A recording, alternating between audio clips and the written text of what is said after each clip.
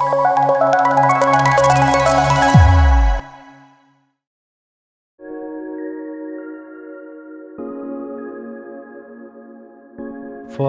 creating the element, absence element, okay, you can give any name now, enter all the record field, but only for these informations you have to give as it is. Because Oracle guide is saying that you have to choose these options for this unpaid leave type of absence to get integrated with payroll. So I'll be showing this in applications once I've gone through this PPTs. I'm just briefing about this PPTs. For example, secondary classification, you have to choose others, and category, you have to choose absence. And in the element template, there will be multiple questionnaires. For these three questionnaires, you have to choose these answers. What type of absence mission do you want to transfer to payroll? You have to choose no entitlement absence.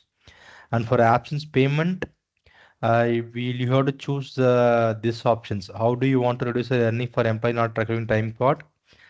This option you have to choose. For these two options, either you have to choose your custom rate definitions, otherwise you have to leave it as a blank. If you leave it as a blank, the advantage is whenever you want to change the rate definitions, it will automatically pick up and it will show in the absence calculation card. And while creating the absence plans, okay, you have to enter as usual all the record for the absence plan definitions. And only thing is the plan type you have to choose entitlement. And for entries and balance sections, what you have to do is the absence payment rate rule, you have to choose rate definition there.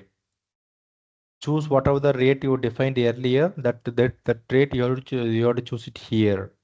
And transfer to enable transfer absence payment information for payroll processing, you'll be having on checkbox, you have to check this. And the element, whatever the element you get in the first step, that you have to choose that.